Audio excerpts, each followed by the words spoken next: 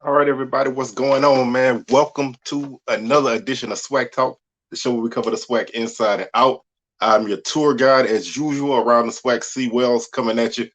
And today we're gonna start talking about SWAC basketball. SWAC play starts on Monday, January 3rd. So we're gonna talk about the games that are taking place on Monday. Gonna do this a little bit differently than we do with football. So not gonna go in depth on all the games. I'm gonna basically say who's playing, and I'm gonna have a featured men's and women's game. And those will be the games that we go a little bit more in depth in because I mean you're looking at 12 games in a day, so that's a lot of a lot of stuff to really dive into. So we're gonna talk about these games, and Sunday we'll recap these games, and then we're gonna preview. Excuse me, Wednesday we're gonna uh oh my god, Sunday we're gonna preview the games for Wednesday, January 5th, and then Wednesday we will recap the action from Monday, and then on and on. So let's go ahead and get started, man. As usual, the socials are scrolling on the screen down below. Go ahead and check those out. If you want to support the show, you can hit the Cash App, $ Swag Talk. Anything be much appreciated. If since you're here, if you haven't done so already, man, please subscribe to the YouTube channel. I thank you very much if you do so. Like the videos, get those likes up, and share them, man. Let people know what's going on with Swag Talk. So like, share, hit that notification bell to be alerted to any content that I upload, and then just feel free to comment. Get in the comments and let me know what you think about Swag basketball. We're gonna transition from basketball to football. We're gonna still talk about football when like when signing day comes around and any other big news that happens, like if Prairie View actually hires a coach, we'll talk about that. But mainly we focus on basketball um, because this is basically basketball season. Now, all of this is being said with the caveat that these games are going to take place. I mean, a lot of non-conference games have been canceled due to the rise in outbreaks of COVID. So we assuming these games are going to take place. Last season, there were a lot of games that didn't get played. Some teams didn't even play each other twice.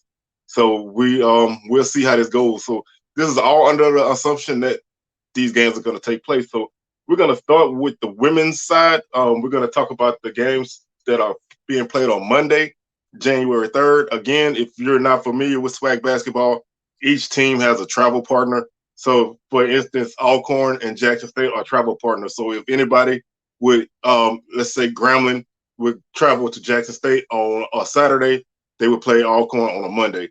And Southern is Grambling's travel partner. So, Southern will play Alcorn on Saturday and Jackson on Monday. So, it's kind of to help, with travel. And since teams are kind of in the same region, you put them two and two together. So, there has been a change in the travel partners. Southern and Grambling are now travel partners.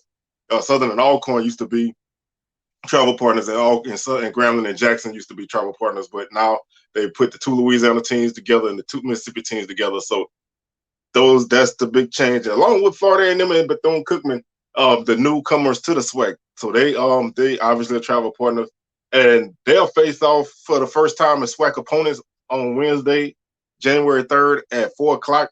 Also, if you're not familiar with SWAC basketball, men and women's basketball played in double headers. Women first, men second. So Florida and Bethune-Cookman hook up in Daytona at 4 o'clock on Monday. Alcorn and Jackson State play at 5:30 in Jackson, Mississippi. Alabama State is at Mississippi Valley. In Itta Bena, Texas Southern is at Southern in Baton Rouge, also a 5:30 tip off. The Valley and Alabama, excuse me, the Valley game is 2 o'clock. 5:30 tip off for Southern and Texas Southern. Prairie View and Groundland 5:30 tip off, and then our featured game of the day is UAPB Golden Lions hosting the Alabama A&M Bulldogs. Now, both teams, don't have, the best of records, but that's mainly because, in the SWAC, the non-conference schedules are brutal. UAPB is 4-6. Alabama A&M is 2-8, but both teams have a lot of talent. So these teams are teams who can possibly, push for that third, that third, second seed. I think Jackson State is probably going to be the best team. Alabama State is going to be right there. You have Southern in the mix. So these probably are your top five teams, potentially. So this is a very important first game. I mean, obviously, with a full schedule of basketball, one game is not going to make or break your season, but getting off to a good conference start is always important. Especially if you're playing at home, you need to win as many of your home games as you can, and still a few on the road that would put you in a great spot for the tournament. Now, I haven't heard how the tournament format is going to work. If they're going to keep taking 8 teams, which means the top 4 will get a home game. So if that stays to part, that you definitely want to finish in that top 4. So these kind of games are very important because these are teams that are going to be similar in standings, and these games can be the difference between being a 4 seed and a 5 seed, which means you either play at home or you play on the road. So Alabama A&M opened up their season losing to Dayton 73-52. They lost to Cincinnati 73-60. They lost to Nebraska 88-33.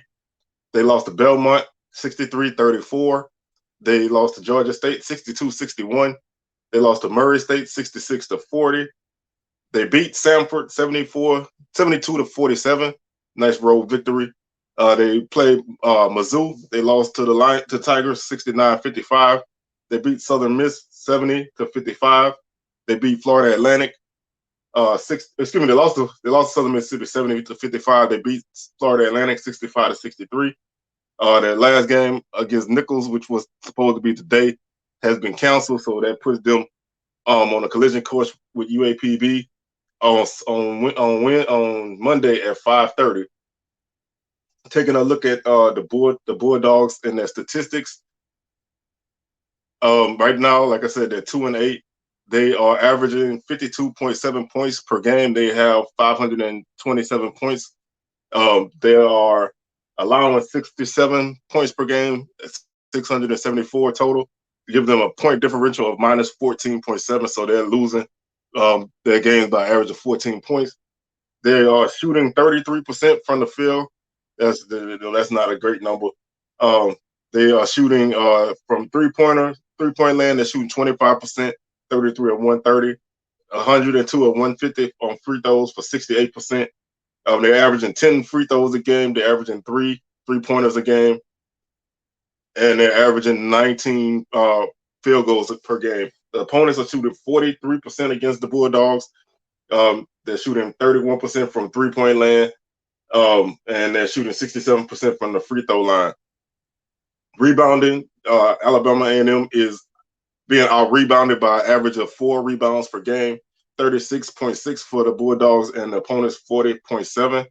Assists, A&M has 9.4 assists a game. The opponent's 13.6. Turnovers have been something that really hurt this team. They're averaging 14 turnovers a game. They are forcing 13.2, so that's a close margin. They have a assist turnover ratio of 0.7. The opponent's 1. They are scoring an average of 12 points per game off of turnovers, and the opponents are scoring 15 points per game off of turnovers. They're averaging 5.8 steals per game. The opponent's 7.3, 5 blocks per game, and 4.3 for the opponents.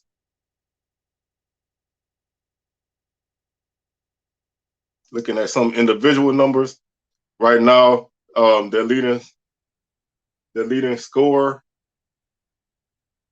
Let me get this right. The leading scorer right now is Nigeria Jones. She's averaging 11.5 points per game, followed by Dariana Lewis, 9.8. Kiara Johnson-Graham, 9.5. Deshauna Harper, 9.3. Darian Bergen, 6 points per game. Jada Clowers, 5.2. So Jones is probably the go-to woman, but they have some other players that can score with three other players averaging at least 9 points per game. Then they get it done in kind of a team fashion when they do get to score points. But they are really not shooting the ball well. That's probably the Achilles heel on the season right now. Kiara Johnson-Graham is the leading shooter from the field with 46%, followed by Lewis with 42%, Clowers 38%, and Bergen 32%. The leading three-point shooter is Bergen at 29%. So again, they don't shoot threes well, or at least at this portion in the season, they're not shooting threes well. 26% for Harper and 28% for Harper, and 27% for Jones. So they just don't really have that big time shooter, but they've been getting it done as best as they can, with this offense being what it is. The leading rebounder on the team right now is Dariana Lewis. She's averaging 9.6 rebounds per game. So that's a nice 9-9 average, almost a double-double she's averaging. And that's followed by Kiara Johnson Graham with 5.5 rebounds per game. Jada Clowers, 4.3. Talia Jeter, 4.2. The leading assist woman is Jones with 2.9 assists per game, followed by Harris, 2.1. Jones also leads the team in steals at 1.8 steals per game. And the leading shot blocker on the team is Lewis at 2.3 shots blocked per game.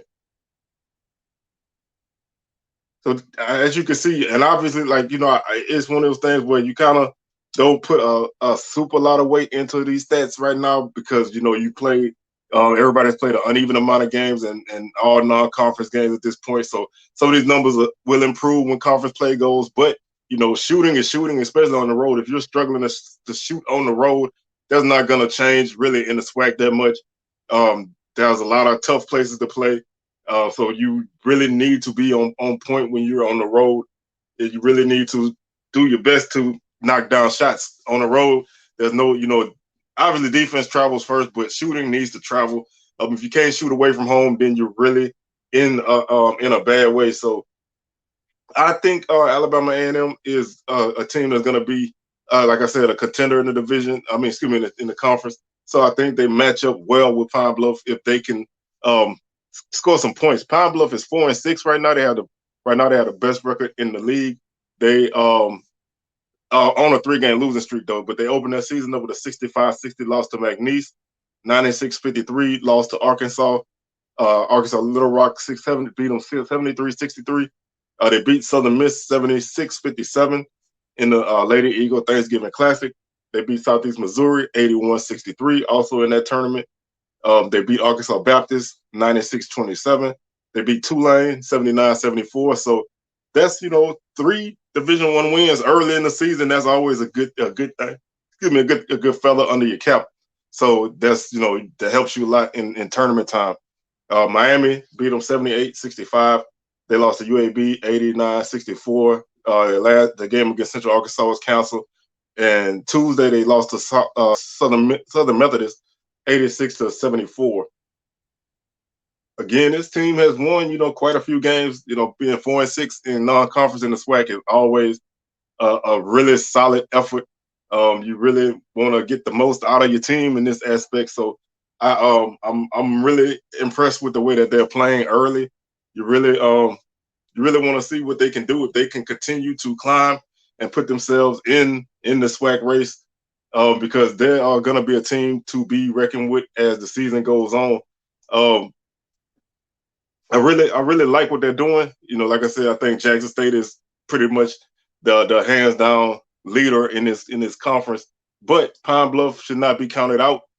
And I really think that if they can continue to stay consistent, then they'll be a factor to beat some of these teams, because they have been a team that has not been the most consistent. Right now, they're averaging 71.1 points per game. They're allowing 70 points per game. That's a point differential of 0.3. So obviously not a lot of difference in points being scored at that point.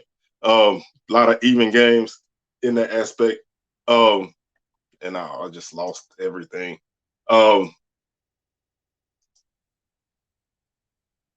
Pine Bluff right now, they're shooting an average of 40% from the field. They are allowing the opponents to shoot for 41%.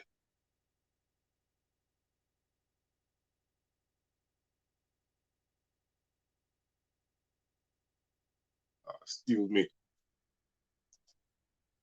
Three-pointers. Pine Bluff is second in the league right now at 31% three-point shooting, 58 of 182. They are three-point defense, 31% allowed for the opponents. Free throws, Pine Bluff is the leading free throw shooting team at 72%. The opponents are shooting 65% from the free throw line right now.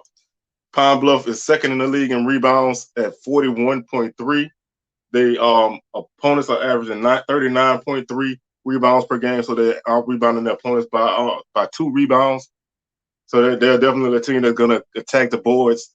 And if they miss shots or you miss shots, then they're gonna really put you in a position to make you pay. So that's one of the reasons that I really can see why they're playing the way they are, because they are rebounding the ball well. And when you do that, you give yourself so many opportunities to win games. Extra possessions on in conference play are huge, and that's something that really can be a factor. So right now, turnover margin, they are fourth right now at 90 at 0.90. So they have a positive turnover margin. They are averaging 15.7 turnovers per game. The opponents are averaging 15.7 as well. So they the opponents are averaging 13.6 turnovers per game. So again, they turn the ball over, but they also are turning teams over, so that helps a lot. Right now, they average 3 blocks per game. They have an average of 13.6 assists per game, and on steals, they have an average of 7.4 steals per game. So, like I said, this team shoots well from all aspects right now. In the non-conference, they're shooting well. They are playing pretty good defense, and they're turning teams over right now. Um, right now, their leading scorer on the season is is Zay Green. I think I'm saying that right. Zay Green, she's averaging 14.3 points per game. Kadeja Brown, 11.9 points per game. Sade Hudson, 11.9 points per game. Joyce Kennerson, 11.4 points per game. Taisha Juhan, 6.2 points per game. Maya Pete, 4.9 points per game. So as you can see, they're averaging, they have 4 people in double digits. So they can hurt you in any way. Right now, the leading shooter from the field is Brown at 53%. So she definitely gets a lot of points, most likely around the basket. Leading 3-point shooter is Joyce Kennerson at 38%, along with Kyla Walker at 38%. Leading free throw shooter with multiple attempts right now is Sade Hudson. She has 32 makes and 40 attempts at 80%. So she gets to the line a lot. That's 4 free throws a game for her, so that you definitely don't want to put her on the line. She's gonna hurt you. Leading rebounder is Brown at 8.8, Green 6.3, Pete 4.5, Juhan 3.8, and Kennerson 3.6. Assists right now, the leading assist person is Green at 5.2. So she's dishing the ball out. She's making some plays, and I like Pine Bluff in this game. I think this is a very interesting game. Good early season matchup. Obviously, we're gonna learn a lot about these teams in the first few weeks. I think you will know a lot about these teams after the first 3 or 4 games. You'll get a better idea of who they are. Right now, it's kind of like a filling out process for me.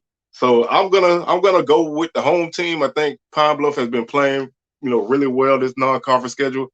Like I said, they're 4-6, so they've picked up some nice victories, and they've been in a lot of games, and they're outscoring their opponents. So that means that their offense is very, very capable of scoring. If you can score a high amount of points in the non-conference, then you can definitely score a high amount of points in SWAC play. So that's gonna do it for our women's week not week 1, day 1 matchups. Like I said, our featured game is UAPB and Arkansas Pine Bluff. Moving on to the men, our basically the schedule is exactly the same. So you have Jackson State hosting Alcorn in Jackson. You have Valley hosting Alabama State. Pine Bluff is hosting Alabama A&M. Grambling is hosting Prairie View. Florida A&M is at Bethune-Cookman. And then our featured game for the men is Southern and Texas Southern hooking up in Baton Rouge. these two teams typically they typically go at it a lot. Texas Southern obviously is a team that is known is one of the top programs in the SWAC. Once you get in conference play, they routinely are in the tournament. So you definitely gonna look for them to play really good basketball as the season progresses. They do have a huge victory over University of Florida this season, so that's definitely a nice feather in their cap to have. And this team is always going to be dangerous. They always are going to pick up, a game like that at some point during the season. So you got to really respect what Coach Jones is doing now. They right now are sitting at 2-7, so they are sitting in a decent spot. They beat Florida and University of Texas Rio Grande Valley 70-60 and 69-54. They do have a victory over Texas College in an exhibition matchup, 97-55. They lost to Oregon 83-66. Lost to St. Mary's 67-58. They lost to Washington 72-65. They lost to Air Force 61-57. They lost to North Carolina State 65-57. They lost to BYU 81-64, and they lost to Louisiana Tech 87-60. Their last two games have been canceled, so they're going to be coming directly in the SWAC play after this week. So, like I said, this is a big matchup, early season matchup. Southern and Texas Southern, they always tend to go at it, especially late in the season. These two teams really go at it. But Texas Southern right now is averaging 62.9 points per game. They're allowing 70, so that's a turnover margin of negative 0.7. They're shooting 41% from the field, and they are shooting 27% from three-point land. That typically Texas Southern shoots threes a lot better. I look for that number to improve. Like I said, better matchups for you means better opportunities for shots to fall. So I think we'll see Texas Southern three-point shooting percentage go up. They're averaging 4 threes a game, so they are taking a lot of threes. The opponents are averaging 7.4 threes per game, and they're shooting 28%. So they're playing good defense on the perimeter. Their shots are just not falling. The opponents are shooting 42% from the field. Texas Southern is 68% from the free throw line. The opponents is 65.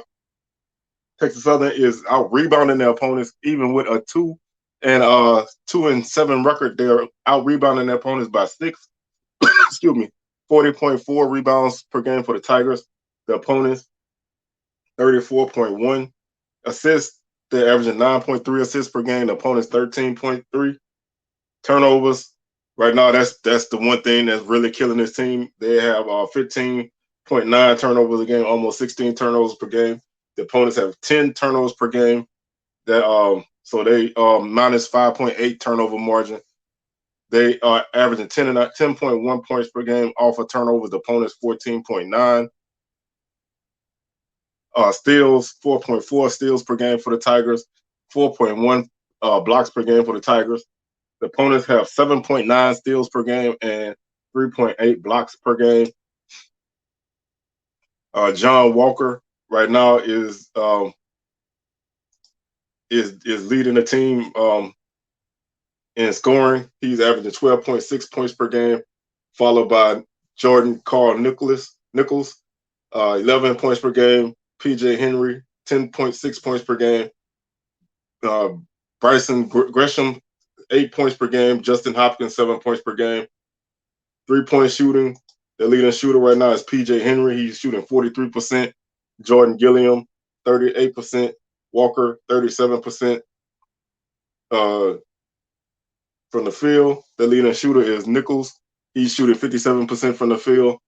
Gresham, 54%. Henry, 43%. Walker, 42%. Hopkins, 40%. Free throws. Right now, Hopkins leads the team at 85% on free throws. Looking at rebounding, the leading rebounder right now is Gresham. He's averaging 8.8 rebounds per game. And Walker, 5.4.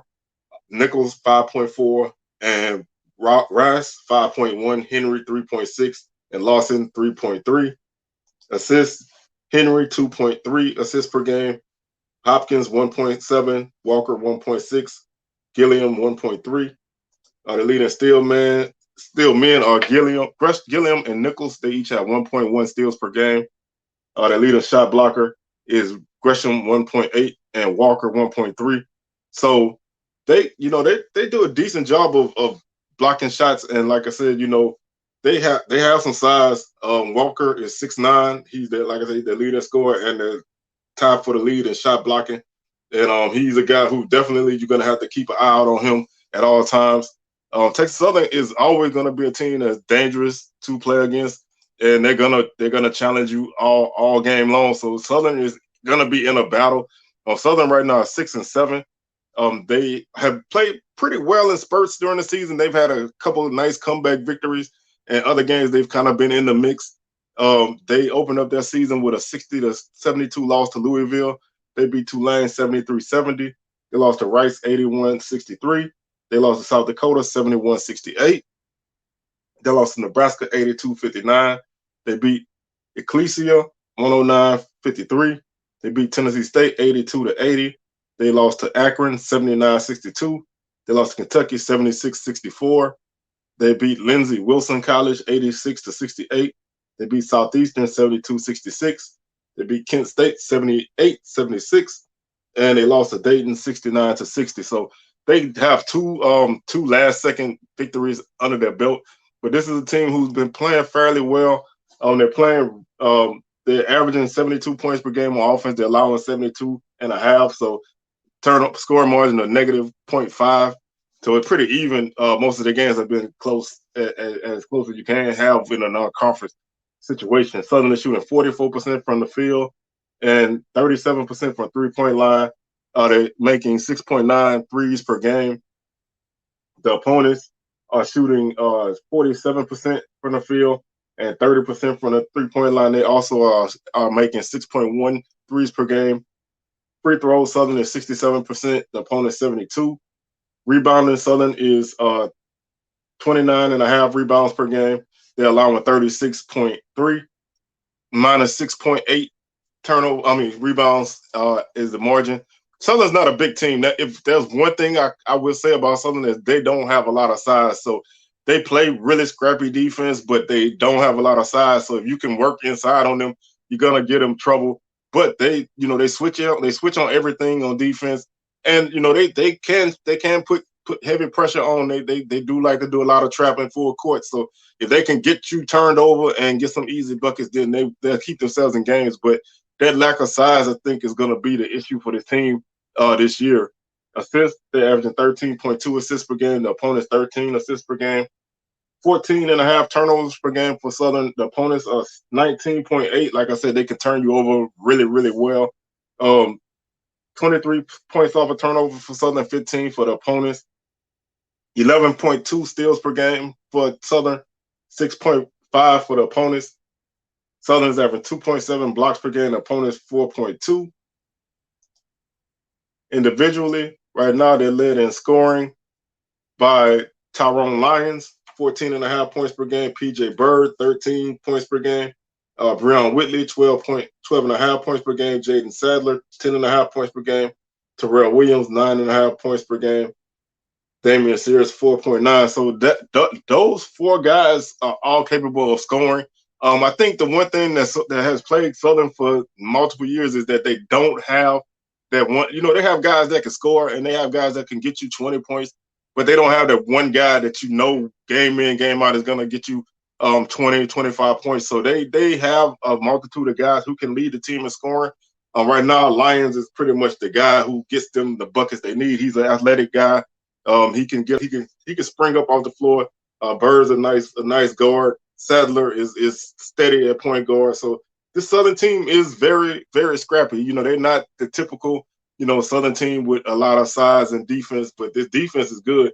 And I think that's what the calling card is. The leading three-point shooter on the season right now is PJ Bird. He's shooting 50% from the three-point line. Lyons, 43%. Whitley, 42%. Brooks, 41%. And Williams, 39% from the field. Bird is shooting 66%. Williams, 66%. Lyons, 49%. Whitley, 47%. Free throws, Lions are shooting 78%, Bird 70%, Williams 68%, Brooks 66%. The leading rebound on the team right now is Sears at 5.5 rebounds per game, Lions 4.5 rebounds per game, Sadler 3.2, Williams 3.2, Holiday 3, Ewing 2.7, Bird 2.4. Sadler leads the team with 4.2 assists per game, followed by Bird 3.4, Holiday 2.5, Williams 2 steals, Holiday with 2 per game, Sadler 1.8, Sears 1.8, Lions 1.5, Williams 1.4, Bird 1.2, Williams 1.2, Johnson 1.2. So as you can see, they have multiple guys who can get their hands on the ball, and that's the one thing that Southern has to do in pretty much every game is put that pressure on and hope to turn these teams over. Because if you allow a team to set up in the half court, they're gonna have a lot of problems defending that consistently. The leading shot blocker is Lions at 1.2 blocks per game. So this should be a very entertaining first game. I think that these two teams, like I said, when they play, you're typically going to have some fireworks. It's early in the season, so it's a lot of filling out to do. But I like Texas Southern. I think Southern's a very scrappy team, but Southern's going to have to account for their lack of size, and Texas Southern does a good job of scoring inside. So they are going to have to Southern's going to really have to contain Walker if they want to have a chance. But right now, I think it's going to be a close game. I think Southern can win this game, but I'm going to go with TSU to win this game and wrap up our first day of SWAC basketball preview. So like I said, we'll be back Sunday, and we'll preview the January 5th games, which are Wednesday. And then after that, we'll recap games that took place on Monday, January 3rd, and then we'll start previewing weekend games. So with that being said, I'm your boy C-Well signing out. SWAC Smoke tomorrow live, 6 p.m. as usual. Be back on the docket. Back from Minnesota, froze my butt off up there, but had a great time. So we are ready to get back to that SWAC Smoke. So we'll be back tomorrow, 6 p.m. live. So I'll holler at y'all tomorrow.